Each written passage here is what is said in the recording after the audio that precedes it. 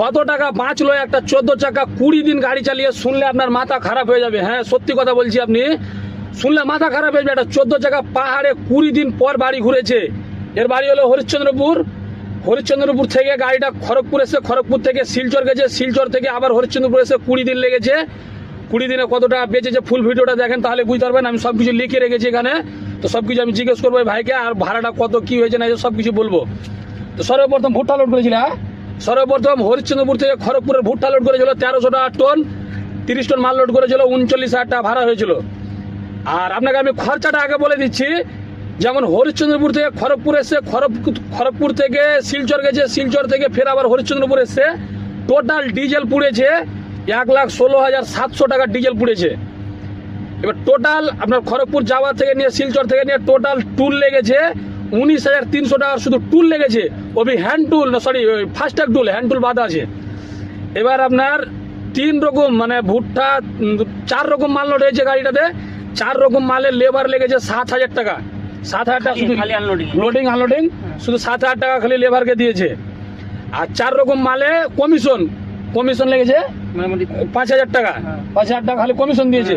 5,000 টাকা খালি কমিশন লেগেছে লোডিং এ। হ্যাঁ, আর পুলিশ খরচাটা কোথায় হয়েছে? ওটা মেঘালয়তে যাওয়ার আসার পুলিশ খরচা শুধু 12,000 টাকার। ওবি গাড়ির সবকিছু লিগ্যাল, গাড়ির কোনো আনলিগাল নাই, মাল লিগাল সবকিছু, কিন্তু মেঘালয়তে নিয়ম আছে, লাগবেই 200 টাকা।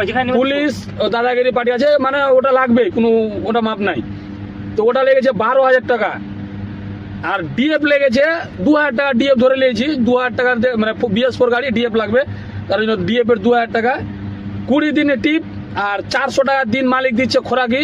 তো 400 টাকা দিন হলে 20 দিনে 4 20 80, 8,000 টাকা লাগছে আপনার খোরাকি। আর ড্রাইভারের বেতন হয়ে গেছে, ড্রাইভার খালাসির 700 টাকা, 300 টাকা খালাসি, ড্রাইভার খালাসির 20,000 টাকা। 1,000 টাকা দিন হলে 20,000 টাকা বেতন। টোটাল আমার খরচা হয়ে গেল 1,90,000 টাকা। টোটাল খরচা হয়েছে গাড়িটা হরিশ্চন্দ্রপুর থেকে হরিশ্চন্দ্রপুর আসতে। 1 লাখ খরচা, এটাই তো 1,90,000। এবার ভাড়া ভুট্টা 1300 টাকা টন খড়গপুরের, 13 দিনে 39,000 টাকা। এবার খড়গপুর থেকে যেটা শিলচরের রড লোড করেছিল রেশমি ফ্যাক্টরি থেকে, ওই রডের ভাড়া হলো 1,91,000 না 51,000 টাকা, 1,51,000। এবার তারপর কেলেঙ্কার লোড করেছে, মানে শিলচর থেকে খালি গাড়ি এসে লংশিলং থেকে কেলেঙ্কার লোড করেছে মোহিতনগরের, শিলিগুড়ি মোহিতনগর। ওটা হয়েছে 42,000 টাকা ভাড়া, 1400 টাকা টন, 14 দিনে 42,000 টাকা ভাড়া। তারপর মোহিতনগর থেকে খালি এসে শিলিগুড়ি থেকে পাথর লোড করেছে রাসাকুয়ার পাথর লোড করেছে 12,000 টাকা ভাড়া।